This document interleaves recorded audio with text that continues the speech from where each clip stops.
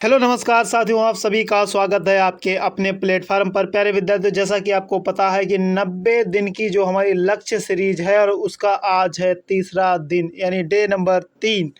तो प्यारे विद्यार्थियों, आज हम लोग डिस्कस करेंगे कि आज हमारा क्या लक्ष्य था। सबसे पहले तो लक्ष्य के अगर हम बारे में बात करें तो लक्ष्य आपको सुबह 6 बजे दे दिया जाता है कि टारगेट क्या होता है। तो रीजनिंग के आपको जो है 45 क्वेश्चन मिल गए थे, उसके अलावा हिंदी के 45 क्वेश्चन मिल गए थे, मैथ्स के भी जो है 45 क्वेश्चन मिल गए थे। उसकी पीडीएफ आपको टेलीग्राम ग्रुप पर, और जो विद्यार्थियों को नहीं पता है कि ये कैसे पीडीएफ मिलती, तो उनको बता दूं कि ये जो टेलीग्राम ग्रुप आपको दिखाई दे रहा है कि एग्जाम विजय पथ ऑफिशियल, यहाँ पर आपको सभी क्वेश्चन प्रतिदिन सुबह को 7 से 8 बजे तक हर हाल में आपको जो है पीडीएफ प्रोवाइड करा दी जाती है 45 क्वेश्चन की। उनको आपको सॉल्व करके उसके आंसर जो है वहीं पर ग्रुप में डालने होते हैं। और अगर हम जीके जीएस की बात करें तो आज हमारा टॉपिक रहने वाला है मौर्य वंश। मौर्य वंश कहें या मौर्य साम्राज्य, एक तरीके से यहाँ से जितने भी आज तक क्वेश्चन एसएससी जीडी में पूछे गए उन सभी के बारे में डिस्कस करने वाले हैं। इसके अलावा अन्य जो कई परीक्षाओं में जो क्वेश्चन पूछे गए हैं वहाँ के क्वेश्चनों को भी हम लोग बहुत अच्छे से डिस्कस करने वाले हैं। अगर हम लोग बात करें तो यहाँ 90 दिन की जो सीरीज है लक्ष्य सीरीज, उसका तीसरा दिन आज जीएस की क्लास का भी है। और यहाँ पर आपको सब कुछ नोट्स पीडीएफ सब कुछ फ्री में प्रोवाइड कराया जा रहा है, कोई पैसा नहीं है, कोई बैच लेने की आपको आवश्यकता नहीं है। इसके अलावा बात करें तो हम लोग आज डिस्कस करने वाले हैं बहुत ही अच्छे तरीके से मौर्य साम्राज्य की। कुछ विद्यार्थियों को पहले ही बता दूं कि आपके मन में ये विचार आ रहा होगा कि सर आपने जैन धर्म, बौद्ध धर्म, इस्लाम धर्म, इतने सारे धर्म हैं, उनके बारे में आपने कुछ भी नहीं करा है। तो मेरे भाई, अभी तक हमारे हिसाब से जो है एसएससी जीडी के अंतर्गत इन टॉपिक से क्वेश्चन नहीं पूछे गए, इस वजह से इनको नहीं कराया है। और जहां से क्वेश्चन ज़्यादा पूछे जा रहे हैं उनके बारे में हम लोग डिस्कस करेंगे। सबसे ज़्यादा क्वेश्चन जो है मौर्य साम्राज्य से पूछे गए, तो उसी को बहुत अच्छे से पढ़ने वाले हैं। धैर्य बनाए रखिए, 15 मिनट की बहुत ज़्यादा वीडियो होगी और इतना कंटेंट है इसमें कि इससे बाहर आपका पेपर में कुछ भी नहीं आने वाला है। प्यारे विद्यार्थी, बात करें मौर्य वंश की, तो मौर्य वंश के अगर संस्थापक पूछा जाता है सबसे पहले तो कौन थे? चंद्रगुप्त मौर्य थे। अगर बात करें तो इनका जन्म जो है 345 ईसा पूर्व में हुआ था और इन्हें भारत का नेपोलियन भी कहा जाता है। अगर आपसे पूछा जाए कि सर ये गद्दी पर कब बैठे, तो 322 ईसा पूर्व में जो है ये गद्दी पर बैठे थे। और सेंड्रोकोटस इनको कहा है, जस्टिन ने कहा, जस्टिन एक थे तो उन्होंने सेंड्रोकोटस इनको कहा है। आगे बात करें, ये इन्हीं के कार्यकाल में एक हुआ करते थे चाणक्य, आपने नाम सुना ही होगा, जिनको हम कौटिल्य विष्णुगुप्त के भी नाम से जानते हैं। और घनानंद को हराने में सबसे प्रमुख योगदान अगर किसी का था तो वो चाणक्य का था। और इन्होंने एक किताब लिखी अर्थशास्त्र, जो कि मोस्ट इंपॉर्टेंट है, परीक्षाओं में बहुत ही ज़्यादा पूछी जाती है। चंद्रगुप्त ने जो है 305 ईसा पूर्व में सेल्यूकस निकेटर को हराया। किसको हराया? सेल्यूकस निकेटर को 305 ईसा पूर्व में। अगर बात करें सेल्यूकस निकेटर का एक राजदूत था जिसका नाम था मेगस्थनीज। और यहीं पर अगर हम लोग बात करें, जो ये मेगस्थनीज था इसने एक पुस्तक लिखी थी जिसका नाम था इंडिका। ये भी मोस्ट इंपॉर्टेंट है, बहुत ज़्यादा ये दोनों किताबें पूछी जाती, एक अर्थशास्त्र और एक कौन सी आपके इंडिका। अर्थशास्त्र किसने लिखी है? कौटिल्य, चाणक्य, या हम कहें यहाँ पर जो चाणक्य, कौटिल्य, विष्णुगुप्त, इनमें नाम दिया जाता है। तो ये अर्थशास्त्र और इंडिका दोनों पुस्तकें मोस्ट इंपॉर्टेंट है। ध्यान रखेंगे, यहाँ पर चंद्रगुप्त ने 305 ईसा पूर्व में सेल्यूकस निकेटर को हराया और उन्हीं का राजदूत था मेगस्थनीज, जिसकी पुस्तक कौन सी है? इंडिका। ध्यान रखेंगे। अब जब सेल्यूकस निकेटर ने बाद में क्या किया, अपनी पुत्री का विवाह जो है वो किसके साथ करवा दिया? चंद्रगुप्त मौर्य के साथ। और जो पुत्री थी उसका नाम क्या था? वो कार्नेलिया था। क्या नाम था? कार्नेलिया। ध्यान रखेंगे। अगर बात करें चंद्रगुप्त मौर्य की, तो ये जैन धर्म का अनुयायी हुआ करता था। इसके अलावा बात करें आगे, तो चंद्रगुप्त की मौर्य की जो मृत्यु थी, चंद्रगुप्त मौर्य की मृत्यु जो हुई थी वो 298 ईसा पूर्व में हुई थी। और कहाँ पर हुई थी? तो श्रवणबेलगोला में हुई थी। अब पूछते क्या कैसे हुई, क्या कारण था? तो ध्यान रखें, उपवास रखा था जिसकी वजह से इनकी मृत्यु हुई थी। ध्यान रखेंगे आप लोग, कैसे? उपवास के द्वारा मृत्यु हुई थी। इसके अलावा बात करें अगर हम बिंदुसार की, जो भी ये भी मतलब एक महत्वपूर्ण शासक रहे हैं और मौर्य साम्राज्य में। अगर इनकी बात करें तो ये 298 ईसा पूर्व में राजगद्दी पर बैठे और 273 ईसा पूर्व तक शासन किया। आजीपक संप्रदाय की इन्होंने स्थापना की। किसके? आजीपक संप्रदाय की, मतलब इससे जुड़े हुए थे। आजीपक संप्रदाय स्थापना नहीं, सॉरी, ये जुड़े हुए थे आजीवक संप्रदाय से इनको माना जाता है, जो कि स्थापना जो किसने की थी? मक्खलीपुत्र गोसाल ने की थी। किसने? मक्खलीपुत्र गोसाल ने की थी। इनको जो है अमित्रघात भी कहा जाता है। क्या कहा जाता है? अमित्रघात कहा जाता है। और अमित्रघात का जो अर्थ होता है वो होता है शत्रु विनाशक, शत्रुओं का नाश करने वाला शत्रु विनाशक कहा जाता है। जैन ग्रंथों में जो है इनको बिंदुसार को क्या सिंहसेन कहा गया है, और बौद्ध विद्वान तारानाथ ने इनको 16 राज्यों का विजेता भी कहा है। ये भी मोस्ट इंपॉर्टेंट फैक्ट है, ठीक है। इसके अलावा अब हम बात करें जहाँ से बहुत ज़्यादा ही क्वेश्चन पूछे जाते हैं, इनको आप इग्नोर नहीं कर सकते, सम्राट अशोक के बारे में। 273 ईस्वी में ये जो है राजगद्दी पर बैठे और 232 ईसा पूर्व में इनकी मृत्यु हुई। अगर हम बात करें तो ये बिंदुसार के पुत्र थे। कौन थे? बिंदुसार के पुत्र थे। और इनका राज्याभिषेक कब हुआ? 269 ईसा पूर्व में हुआ। इसके अलावा बात करें अभिलेखों में इनको जो है देव नाम पे दस्सी कहा जाता है, देव नाम पे दस्सी कहा जाता है।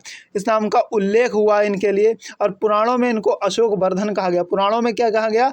अशोक वर्धन, ध्यान रखेंगे। दीप वंश में इनको करमोली कहा गया। अशोक के अभिलेखों को जेम्स प्रिंसेप ने सबसे पहले पढ़ा था। ये भी क्वेश्चन बहुत बार पूछा गया है कि अशोक के अभिलेख जो थे उनको सबसे पहले किसने पढ़ा था? तो ये पढ़ा था जेम्स प्रिंसेप ने। मोस्ट इंपॉर्टेंट क्वेश्चन है, यहाँ से बनता है। 261 ईसा पूर्व में कलिंग पर होता है आक्रमण, और जहाँ से इनका हृदय पूरी तरीके से परिवर्तन हो जाती, क्योंकि उस कलिंग युद्ध में खून की नदियाँ बह गई थी, ऐसा कहा जाता है। और जिसके बाद इनका हृदय इतना परिवर्तन हुआ कि इन्होंने जीवन में कभी भी युद्ध ना करने की घोषणा कर डाली थी। यही बात करें युद्ध की जो जानकारी मिलती है वो कौन से? 13वें अभिलेख में मिलती है। अगर आपसे पूछा जाए कलिंग युद्ध की जानकारी कौन से अभिलेख में मिलती है, तो ये 13वें अभिलेख में मिलती है। अशोक पहले ब्राह्मण धर्म के अनुयायी थे, कहीं कहीं पर आपको शैव धर्म भी कहा जाता है। अशोक जो थे पहले कौन से धर्म के अनुयायी थे? तो ब्राह्मण धर्म के अनुयायी थे। और एक निग्रोध नाम के व्यक्ति थे, निग्रोध नाम के व्यक्ति थे, जिनके प्रवचन से इन्होंने बाद में क्या किया? बौद्ध धर्म को अपना लिया था। अगर हम बात करें इनके भारत में सर्वप्रथम इन्होंने शिलालेख की शुरुआत कराई। भारत में सर्वप्रथम शिलालेख की शुरुआत अगर पूछा जाए किसने कराई, तो सम्राट अशोक ने करवाई है। इनके अलावा बात करें बौद्ध धर्म जो है अपनाया था, और इन्होंने अपने प्रचार प्रसार के, बौद्ध धर्म के प्रचार प्रसार के लिए अपने पुत्र महेंद्र और पुत्री संघमित्रा को श्रीलंका भेजा था बौद्ध धर्म के प्रचार प्रसार के लिए। ये भी काफ़ी महत्वपूर्ण प्रश्न है। अब यहाँ से ध्यान देंगे मौर्य जो प्रशासन हुआ करता था वो किस तरीके का होता था। मौर्य प्रशासन की अगर हम बात करें तो एक होता था पाण्याध्यक्ष, जिसे वाणिज्य अधिकारी कहा जाता था। पाण्याध्यक्ष को वाणिज्य अधिकारी, नवाध्यक्ष जहाज रानी, नवा मतलब नाव से संबंधित, जहाज रानी जहाज से संबंधित। विविता दक्ष जो था वो चारागाह से संबंधित था। पौतवाध्यक्ष जो था मापतौल से का अध्यक्ष हुआ करता था। सूनाध्यक्ष जो था बूचड़ खाने का अध्यक्ष होता था। और लक्षणाध्यक्ष जो है टकसाल का अध्यक्ष हुआ करता था। ये भी इम्पोर्टेंट है। अब देखिए यहाँ से क्वेश्चन आपका बहुत ज़्यादा किसी भी परीक्षा में अगर आएगा, अशोक से संबंधित क्वेश्चन आया तो यहाँ से शिलालेख से क्वेश्चन 100% आता है। ये मोस्ट इंपॉर्टेंट चीज़ है, चाहे इसके स्क्रीनशॉट क्या करेंगे इसके तो आपको पीडीएफ मिल ही जाती है। अगर बात करें पहले अभिलेख में, पूछा जाता है आपसे पहले अभिलेख में क्या है, तो सभी मनुष्य मेरी संतान है, ये पहले अभिलेख में जो है लिखा गया था। और पशु बल की निंदा की थी कि पशुओं की हत्या हमको नहीं करनी चाहिए। इसके बारे में प्रथम अभिलेख में हमको मिलता है, या पहले अभिलेख में।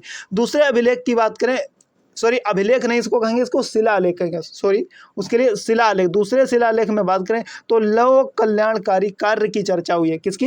लोक कल्याणकारी कार्य। और इसके अलावा चिकित्सा कैसे? मनुष्य की चिकित्सा और पशुओं की चिकित्सा दोनों के बारे में इसमें बात की गई। चेर, चोल, पांड और क्या है सत्यपुत्र राज्यों की चर्चा भी कहाँ पर हुई है? दूसरे शिलालेख में हुई है। इसके अलावा हम बात करें तीसरे शिलालेख की, तो ध्यान रखेंगे तीसरे शिलालेख में किसकी बात की गई? युक्त रज्जुक तथा प्रादेशिक अधिकारियों को दौरा करने का आदेश दिया गया। युक्त रज्जुक और प्रादेशिक अधिकारी थे, उनका जो है जनता के बीच जाकर के कहा गया कि आप दौरा कीजिए और पता लगाइए कि कैसा क्या माहौल है। इसके अलावा बात करें चौथे शिलालेख में, तो इसमें धर्म आचरण के भेरीनाद द्वारा धम्म उद्घोष कराया गया। क्या? भेरीनाद द्वारा धम्म उद्घोष कराया गया। पांचवें में अगर बात करें, पांचवें शिलालेख में धम्म महापात्रों की नियुक्ति की गई। किसकी? धम्म महापात्रों की नियुक्ति की गई। जो छठवां आपका शिलालेख है उसमें आत्मनियंत्रण की शिक्षा दी गई कि अपने आप को नियंत्रित कैसे रखा जाए। इसके अलावा बात करेंगे सातवां और आठवां अभिलेख। देखिए सातवें अभिलेख से एक क्वेश्चन आता है कि सबसे लंबा अभिलेख कौन सा? तो सबसे लंबा जो कोई शिलालेख है वो कौन सा शिलालेख है? ध्यान रखेंगे सातवां शिलालेख है, जिसमें अशोक की तीर्थ यात्राओं का वर्णन किया गया है। 7वें और 8वें दोनों में अशोक की तीर्थ यात्राओं का वर्णन है, जो कि मोस्ट इंपोर्टेंट है। 9वें शिलालेख की बात करें तो सच्चे शिष्टाचार एवं भेंट की बात की गई, सच्चे शिष्टाचार एवं भेंट की बात की गई। 10वां आपसे बहुत ज़्यादा पूछा जाता पेपर में, राजा तथा उच्च अधिकारी प्रजा के बारे में सोचें। राजा जो है उच्च अधिकारी प्रजा के बारे में सोचें कि किस तरीके से प्रजा का भला हो। तो ये जो चीज़ है ये कहाँ पर है, 10वें शिलालेख में इसकी बात की गई है। 11वें शिलालेख की बात करें अगर तो धम्म की व्याख्या, बौद्ध धम्म की व्याख्या की गई कि किस तरीके से क्या चीज़ें हैं, उसके बारे में पूरी डिटेल से 11वें शिलालेख के बारे में, ये भी मोस्ट इंपॉर्टेंट है। इसके अलावा बात करें 12वां शिलालेख जो है सर्वधम्म संभाव, सभी धर्मों को संभाव मतलब बराबर सम्मान देना, अगर किसी में कमियां तो उस कमियों को बताना, और प्रत्येक व्यक्ति को जो है अपनी बात रखने का भी अधिकार रखने की जो बात कही गई है वो 12वें शिलालेख में की गई। और स्त्री महामात्र की चर्चा भी हुई है, कौन से, ध्यान रखेंगे ये स्त्री से रिलेटेड जो है पहला हम कहें एकमात्र जो है शिलालेख है, कौन सा, 12वां, ध्यान रखेंगे ये पेपर में पूछा जाता है। 13वें शिलालेख में कलिंग युद्ध मोस्ट इंपॉर्टेंट है, हृदय परिवर्तन हुआ, 5 यवन राजाओं के नामों का उल्लेख हुआ है, और धम्म प्रचार प्रसार की बात जो भी कही गई है वो 13वें शिलालेख में कही गई है। इसके अलावा 14वें शिलालेख की बात करें तो जनता को धार्मिक जीवन बिताने की बात कही गई है। 14वें शिलालेख में क्या कहा गया कि जनता को धार्मिक जीवन बिताना चाहिए। इसके अलावा हम बात करें तो अशोक के जो अभिलेख हैं वो 3 तरीके हैं, कितने, 3 तरीके, एक शिलालेख, एक स्तंभलेख और एक गुहालेख। अगर हम बात करें मौर्य प्रांत और उनकी राजधानियां जो मोस्ट इंपॉर्टेंट है, काफ़ी ज़्यादा चर्चा में रहती हैं। यहाँ से बात करें अगर मौर्य प्रांत जो हुआ करते थे उनकी राजधानी क्या हुआ करते थे, एक प्रासी हुआ करता था जिसे पूर्वी प्रांत कहते थे, उसकी राजधानी पाटलिपुत्र हुआ करती थी। दक्षिणापथ एक होता था, उसकी सुवर्णागिरी होती थी, कलिंग की तोसली, ये इंपॉर्टेंट है, कलिंग बहुत इंपॉर्टेंट है, तोसली। उत्तरापथ की तक्षशिला, ये भी इंपॉर्टेंट है। अवंती राष्ट्र उज्जैनी, ये मोस्ट इंपॉर्टेंट है, ध्यान रखेंगे। कौशाम्बी अभिलेख, ये यहाँ से क्वेश्चन सीधा पूछा गया, तो कौशाम्बी अभिलेख से बात की जाए तो रानी का अभिलेख इसको कहा जाता है, किसका अभिलेख, रानी का अभिलेख कहा जाता है। अशोक के समय मौर्य साम्राज्य में कितने प्रांत थे, ये क्वेश्चन पूछ लिया जाए तो ध्यान रखेंगे आप 5 प्रांत थे, कहा जाता है जो 5 प्रांत है उनको चक्र कहा जाता है, और जो इनका मुखिया होता था उसको क्या कुमार या फिर आर्यपुत्र या राष्ट्रिक कहा जाता था, ध्यान रखेंगे, ये इंपॉर्टेंट क्वेश्चन है। इसके अलावा बात करें सैन्य विभाग का सबसे बड़ा अधिकारी जो हुआ करता था उसे सेनापति कहा जाता था। गुप्तचर विभाग हुआ करता था जिसको गूढ़ पुरुष कहा जाता था, जिसकी चर्चा कहाँ पर की गई है, अर्थशास्त्र में की गई है। अब अर्थशास्त्र किसकी रचना, ध्यान रखेंगे, कौटिल्य की, किसकी, कौटिल्य चाणक्य की, एक ही बात है। सरकारी जो भूमि होती थी उसको सीता भूमि कहा जाता था। बिना वर्षा के अच्छी खेती वाली जो भूमि होती थी उसको अदेव मात्रक कहा जाता था, क्या कहते थे, अदेव मात्रक। इसके अलावा बात करें अगर हम लोग स्वतंत्र वेश्या, कोई महिला जो स्वतंत्र वेश्या वाली महिला होती थी उसको रूप जीवा कहा जाता था, क्या, रूप जीवा कहलाती थी। इसके अलावा यहाँ से एक मोस्ट इंपॉर्टेंट क्वेश्चन बनता है कि अंतिम शासक मौर्य साम्राज्य का कौन था, तो ये था बृहद्रथ, जिसको 185 ईसा पूर्व में धोखे से पुष्पमित्र शुंग ने मार दिया था, क्योंकि पुष्पमित्र उसकी सेना में जो है सेनापति हुआ करता था। तो इस तरीके से जो है जितने भी मोस्ट इंपॉर्टेंट क्वेश्चन थे ये सभी क्वेश्चन मैंने आपको करा दिए हैं, जो भी क्वेश्चन अभी तक पूछे गए जहाँ से। तो अगर ये सेशन आपको पसंद आए तो सेशन को करिए लाइक, अन्य विद्यार्थियों तक पहुंचा दीजिए, क्योंकि ज़्यादा से ज़्यादा विद्यार्थियों तक पहुंचना ही हमारा प्रमुख लक्ष्य है। और अगर आपको ये वीडियो अच्छी लगी है, लगता है कि आपके काम की चीज़ें, तो ही चैनल को सब्सक्राइब करिएगा, वरना कोई ज़रूरत नहीं है। उम्मीद है आपको सभी चीज़ें पसंद आई होंगी। ठीक है साथियों, मिलेंगे एक नई वीडियो में, जब तक के लिए आप सभी को जय हिंद।